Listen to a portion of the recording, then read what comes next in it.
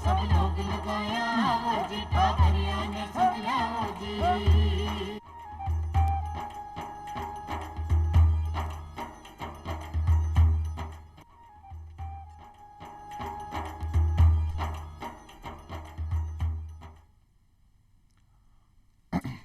चोपाल एक बड़ा सगळा ग्रामीण भाई बहना ने राम राम सा भाई बहना जहाँ चौपाल रमा यहाँ पर रोजाना नया नया विषय रहता है करा और सामटी जानकारी हासिल करा उन्हीं प्रकार आज भी अपनी चौपाल रमा आप एक न्यारो निर्वाड़ो और एक नवादु विषय ले रहता है करसे और खासा महत्व जानकारी हासिल करसे भाई बहना आपनो आज को विषय है नेशनल ओपन स्कूल और ग्रामीण युवा आप जगह ग्रामीण गाँव के माए बड़ा जगह युवा है युवती है भाई बहन है वे की प्रकार से राष्ट्रीय ओपन स्कूल को फायदो ले सके और आपका जीवन की उन्नति का जगह आयाम है वह सर्जित कर सके और आप सगला जानो कि जीवन को जब विकास आदमी चाहे सारा सुख भी कमाने व्यवस्थित करबो चाहे तो भी कमाने पहली आवश्यकता है शिक्षा और शिक्षा के लिए सरकार समय समय पर नवाचार करता रहे और यही प्रकार को एक बहुत अच्छो एक सुनहरो एक पायदान है वो है ओपन स्कूल मुक्त विद्यालय और आज आप भी की जानकारी हासिल कर जी की जानकारी लेकर अपने बीच पधारे है श्री मनीष चुग साहब जिका नेशनल ओपन स्कूल जयपुर के मायने क्षेत्रीय निदेशक है।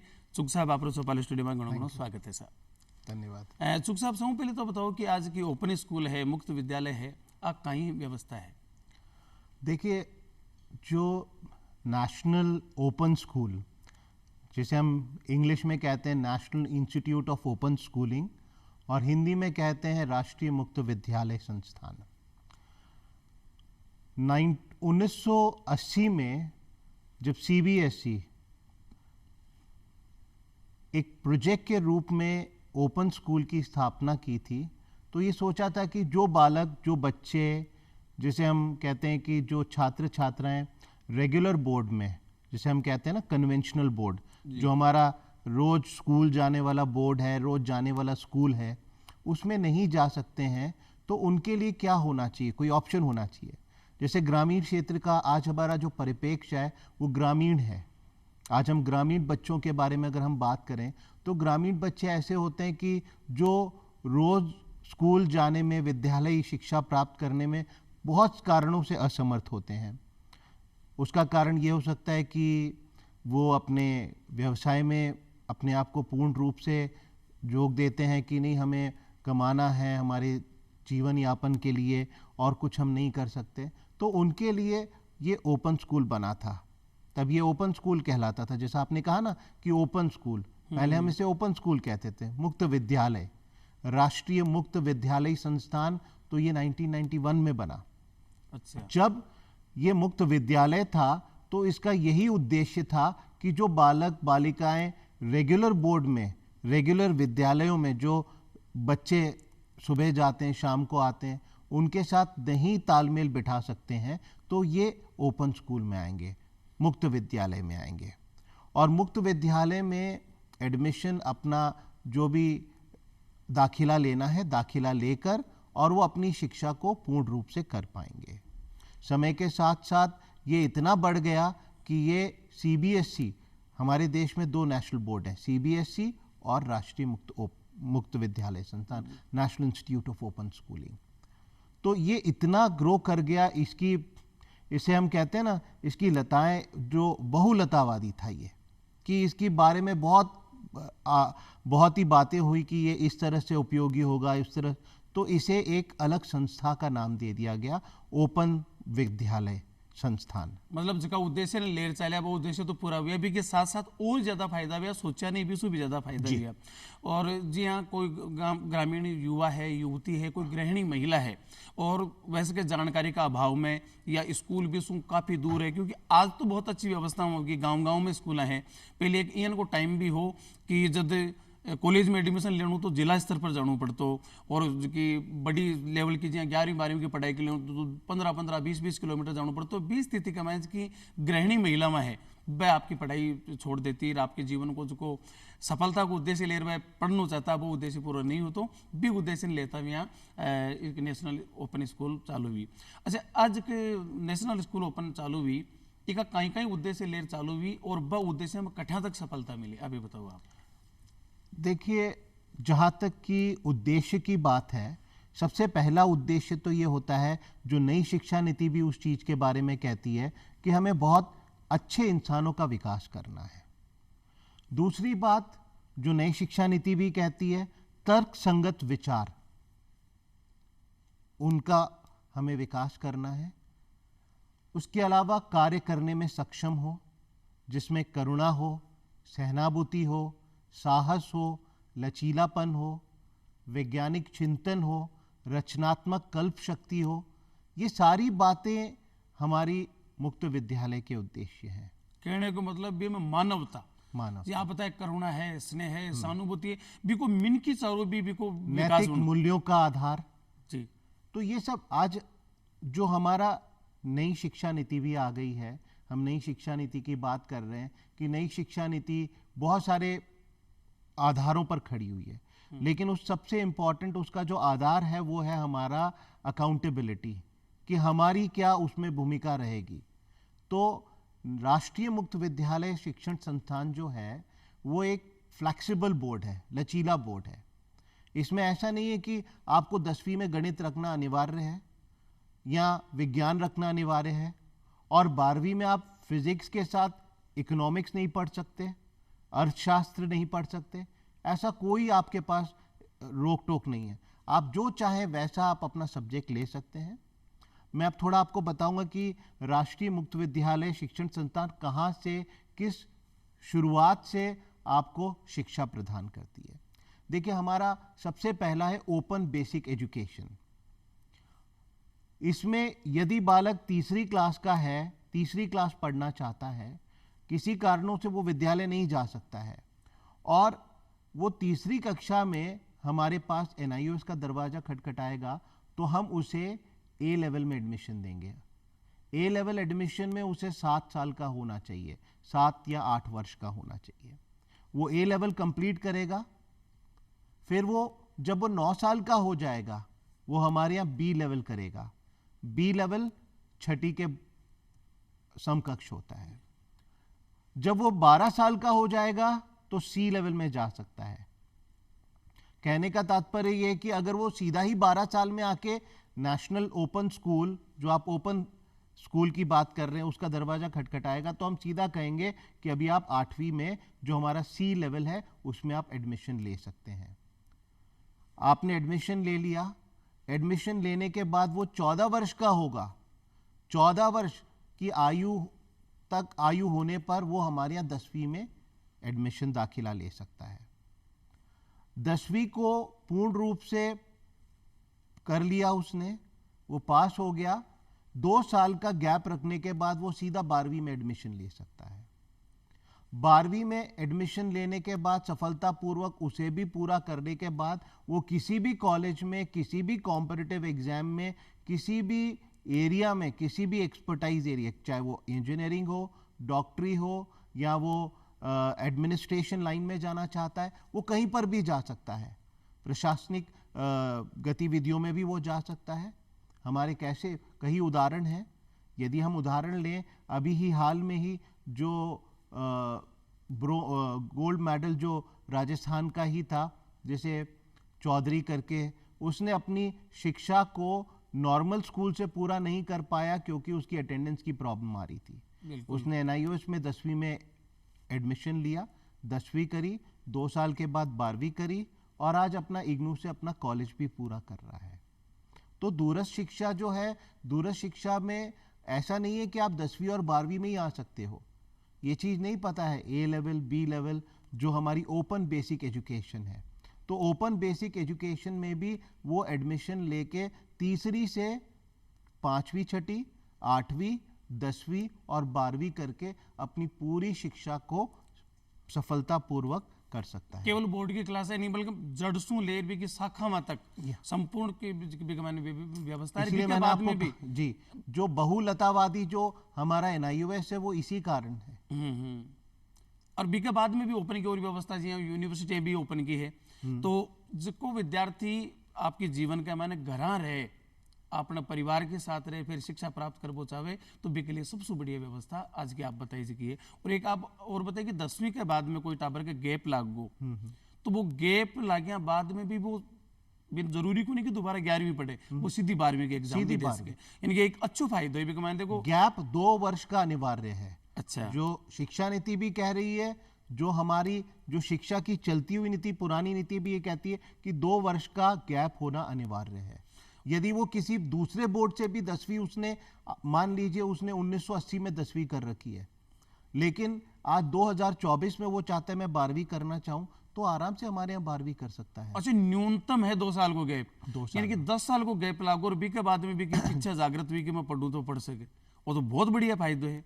तो उसको आप फायदा बता रहे, एक फायदा आप बताइए कि आप बायोलॉजी के साथ इकोनॉमिक्स भी ले सके, ज्योग्राफी भी ले सके, मतलब साइंस अगर चुने तो भी के साथ साइंस, कॉमर्स, आर्ट्स कोई भी विषय ले सके। कोई बहुत शानदार बात बताई। अब इनमें 2 फायदा मन मोटा नजर आया कि कोई आदमी 10 साल का गैप के बाद में पढ़ना चाहो तो पढ़ सके है, 2 साल का गैप के बाद में पढ़ सके है, और कोई सा भी सब्जेक्ट ले सके। तो ये 2 मोटा मोटा फायदा नजर आया। और भी आप इनका फायदा की बात करा ओपन स्कूल का, तो मोटा मोटा मुख्य फायदा कौन कौन सा है? देखिए, NIUS जो है व्यवसायिक शिक्षा को भी उतना ही महत्व देती है जितनी हमारी बाकी शिक्षाएं हैं।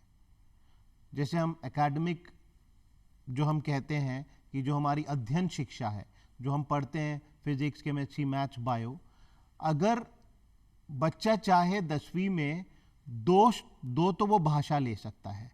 2 भाषा मतलब वो 2 मैक्सिमम 2 भाषा, न्यूनतम एक संस्कृत ले ली मान लो। न्यूनतम 2 भाषा हो गई। 2 भाषा के साथ 3 कोई भी वो विषय ले सकता है। 5 सब्जेक्ट हो गए उसके, 2 भाषा और 3 विषय। अब वो 5 होकर वो अपने जो बोर्ड का एग्जाम है वो पास कर सकता है। यदि वो चाहता है कि मैं एक व्यावसायिक पाठ्यक्रम को भी इसमें जोड़ दूं, शैक्षिक पाठ्यक्रम, शैक्षिक विषय हमारे हो गए, शैक्षिक विषय 3 होने चाहिए और 2 भाषाएं होनी चाहिए। 3 मतलब है साइंस को, कॉमर्स को, आर्ट्स को, कोई सा का भी हो सके, कोई भी, चाहे वो 10वीं हो चाहे 12वीं हो जी। 10वीं में वो 2 विषय तो भाषा के लेगा और 3 शैक्षिक विषय लेगा। ये हमारा जो पासिंग क्राइटेरिया जिसे कहते हैं कि किस आधार पे बच्चा सफलतापूर्वक अपनी जो 10वीं और 12वीं कर सकता है। यदि वो चाहे तो एक पाठ्यक्रम व्यवसायिक को भी जोड़ सकता है। वो चाहे तो 7 पेपर भी ले सकता है। जो हम कहते हैं ना कि वो मैक्सिमम कितना पेपर ले सकता है, तो 7 पेपर ले सकता है, लेकिन उसमें एक भाषा का होना अनिवार्य है। ज्यादा से ज्यादा वो 2 भाषा ले सकता है, 3 भाषा ले सकता है, लेकिन शैक्षिक विषय 2 से अधिक होने चाहिए जी, मतलब 3 से अधिक होने चाहिए। सही है। और जब वो ये पूर्णतः हमारे यहाँ 10वीं पूरी कर लेता है, तो 12वीं में भी यही हमारी प्रोसेस है, यही हमारा जो क्रिया रहती है कि वो 2 भाषा लेगा और कोई 3 शैक्षिक विषय लेगा। 3 शैक्षिक विषय में से एक व्यावसायिक पाठ्यक्रम ले सकता है। NIUS बहुत सारे व्यावसायिक पाठ्यक्रम भी चलाती है, जी, मैं जैसे बताऊं योगा कौन सा हो है? गया, योगा हो गया, नेचुरोपैथी हो गया, मोबाइल रिपेयरिंग हो गया, कारपेंट्री हो गया, कैटरिंग हो गया, ब्यूटी कल्चर हो गया, सिलाई बुनाई हो गया। ऐसे कई व्यावसायिक पाठ्यक्रम जो है NIUS चला रहा है, और बच्चे बहुत बढ़ चढ़ के व्यावसायिक पाठ्यक्रम को भी पसंद करते हैं। एक मेरा बड़ी जिज्ञासा है कि जब ओपन स्कूल के मैंने स्कूल ही को नहीं, मास्टर भी को नहीं, सीधी बच्चों परीक्षा देवे, तो फिर जब स्कूल ही को नहीं तो फिर बिना शिक्षा की प्रकार से प्राप्त हो, प्रक्रिया समझो। और व्यावसायिक शिक्षा का मैं तो एक वो प्रैक्टिकल जरूरी तो बाकी प्रकार से संभव मैं है। आपको पूरा प्रवेश प्रक्रिया से ही उस अध्ययन केंद्रों के बारे में दोनों को जोड़कर बताता हूं। जी, स्वागत। देखिए, सबसे पहले तो वर्तमान में हमारा एडमिशन पूर्ण रूप से ऑनलाइन है। कोई पेपर, कोई डॉक्यूमेंट ऐसा नहीं कि आप पेपर ले लेके दौड़ रहे हैं, मेरा एडमिशन करवा दीजिए, मेरा दाखिला करा दीजिए। हमारी एक वेबसाइट है sdmis.nius.in। एक बार दोबारा बताओ। हमारी वेबसाइट है sdmis.nius.ac.in, sdmis.ac.in। जी, यदि आप इस वेबसाइट पे जाएंगे तो आपके पास एडमिशन के ऑप्शंस आएंगे कि आप किस में अपना दाखिला करना चाहते हैं। आपने 10वीं चुना, 12वीं चुना, तो वो आपसे आपका आधार नंबर और मोबाइल नंबर लेगा। आधार नंबर, मोबाइल नंबर और ईमेल आईडी लेगा। आपका एक OTP उस पर जाएगा। आप जैसे ही OTP एंटर करेंगे आपका फॉर्म रेडी हो गया। आप अपना फॉर्म भर दीजिए जिसमें वो आपसे पूछेगा आपका नाम, आपका वर्ग, आपके माता का नाम, पिता का नाम, और वो पूछेगा कि आपकी जो आपका व्यवसाय है या आपकी आमदनी, जो भी बेसिक चीज़ें वो पूछेगा। और एक चीज़ ज़रूर पूछेगा कि आपके पास यदि आपकी जो पूर्व में क्या आपकी क्वालिफिकेशन रही हुई है। यदि आप 10वीं भर रहे हैं तो आप पहले 10वीं से पहले क्या पढ़ते थे। अगर आप कहते थे कि फर्स्ट टाइम, तो वो भी एक्सेप्ट करेगा। यदि आप कहेंगे मैं 8वीं पढ़ रखी है तो वो 8वीं को भी ले लेगा। लेकिन वो ये ज़रूर चेक करेगा कि आपने 14 वर्ष की आयु है या नहीं है। 10वीं के लिए 14 वर्ष की आयु होना अनिवार्य है। फिर न्यूनतम है वह। हाँ, न्यूनतम। उसके बाद जब आप एडमिशन में आपसे पूछेगा कि आपके डॉक्यूमेंट्स के बारे में पूछेगा। जो आपके डॉक्यूमेंट्स होंगे, आधार कार्ड, जो आपने आधार नंबर लिखा उससे आप अपलोड करिए। आपकी जो आपका बर्थ सर्टिफिकेट होता है, जन्म प्रमाण पत्र, वो आप अपलोड करिए। यदि आप पूर्व में कहीं किसी विद्यालय से पास हुए हैं तो वहाँ की TC भी आप अपलोड करेंगे, तो उसमें भी जन्म का प्रमाण पत्र जो होता है, जन्म तिथि लिखी होती है, तो उसका प्रमाणीकरण हो जाता है। उसके अलावा आपका फोटो अपलोड करना होता है। आपके आधार में आपके जन आधार कार्ड भी आजकल है, उसमें आपकी माता का नाम, पिताजी का नाम स्पष्ट रूप से दिखना चाहिए, और एक आपका सिग्नेचर अपलोड करना होता है जी। ताकि जब आपका आई कार्ड बने, जब आपका पहचान पत्र बने, तो सिग्नेचर आपके फोटो के नीचे आ जाए। तो हर सरल चीज सी प्रक्रिया, कोई ज्यादा अलग, जटिल बहुत ही सिंपल प्रक्रिया है। आपको कहीं नहीं जाना है। आपने एडमिशन ले लिया, आपका रेफरेंस नंबर जनरेट हो जाएगा। और एक और बात मैं आपको बता दूं, हमारी फीस बहुत न्यूनतम है।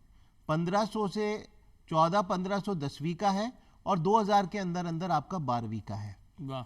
और हमारा जो प्रवेश है वो 5 साल के लिए मान्य है।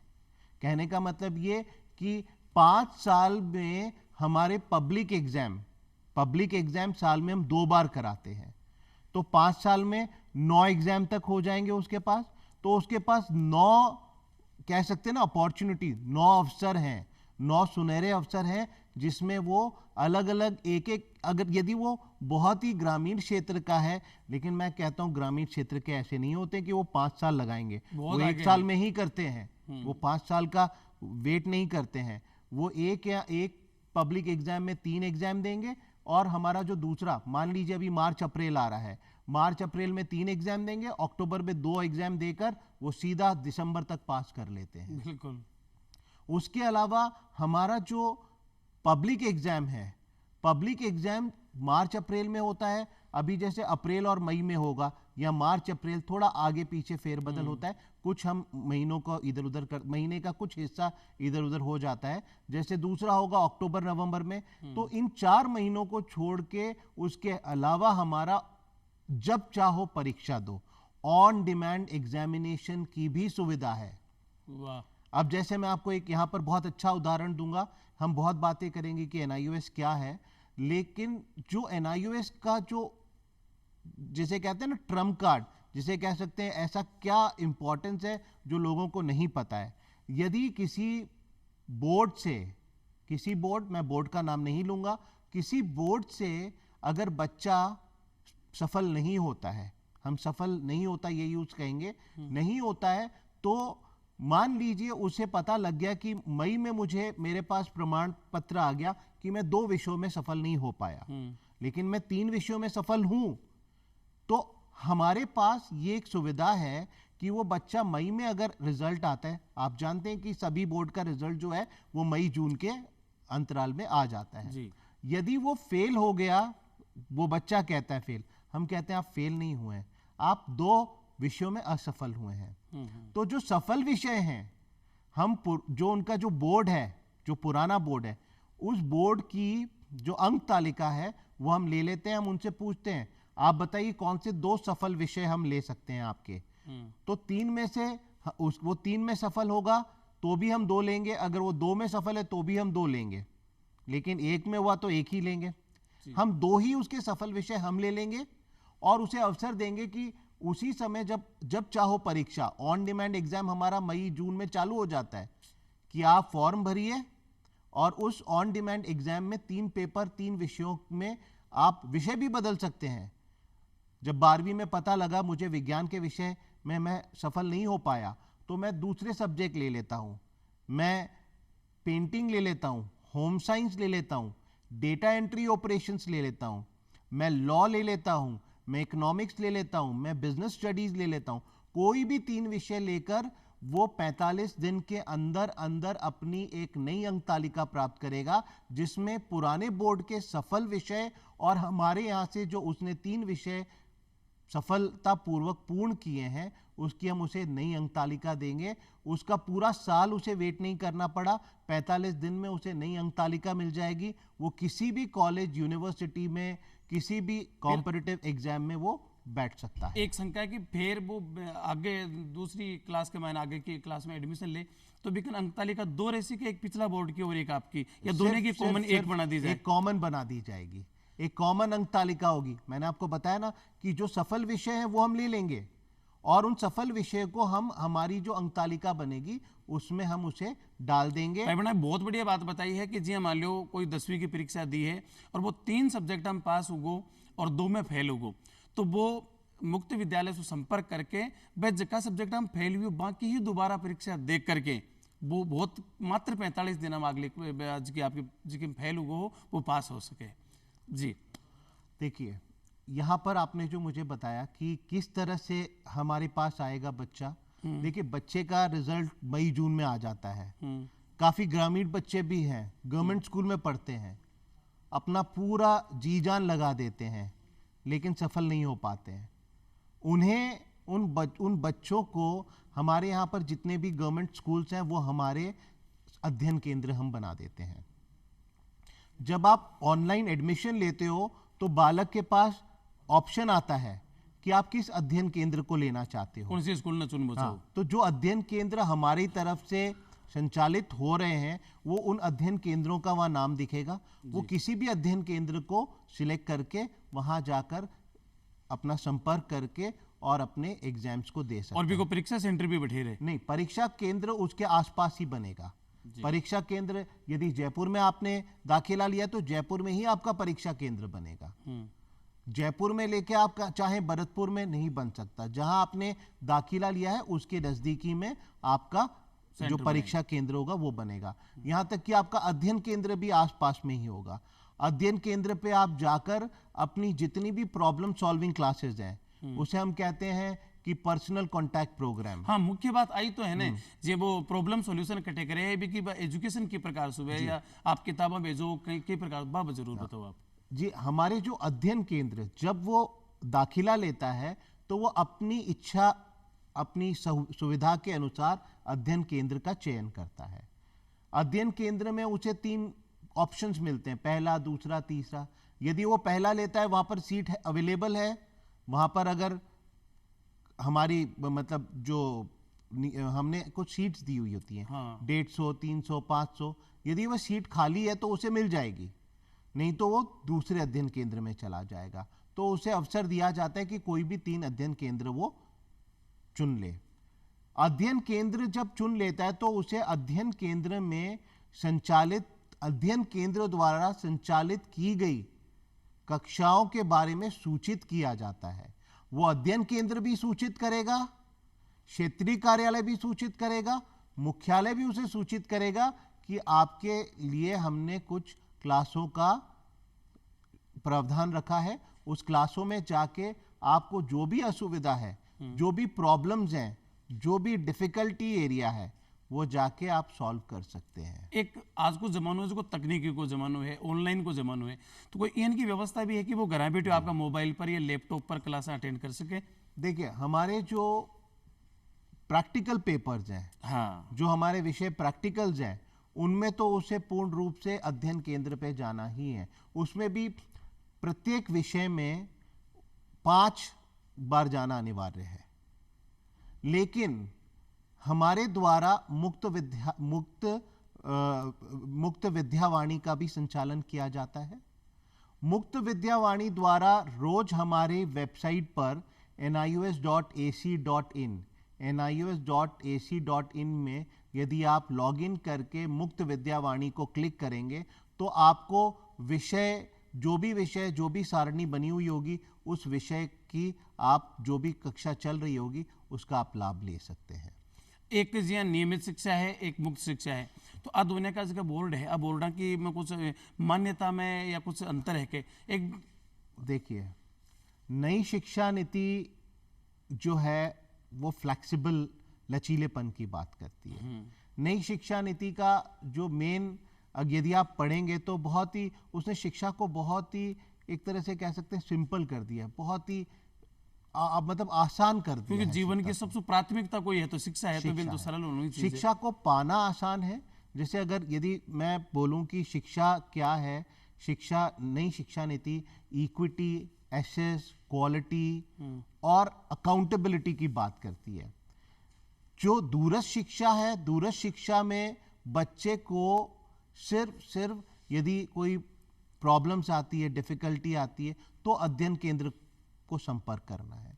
लेकिन जो रेगुलर शिक्षा, जैसे स्कूली शिक्षा, उसमें जो हमारा लर्नर है, जो छात्र छात्राएं हैं, उन्हें नियमित रूप से जाना पड़ता है।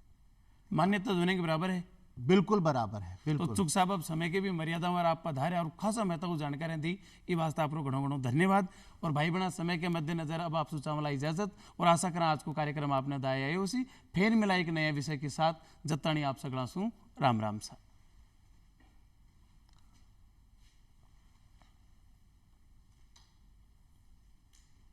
आधा घंटा हो भी गया।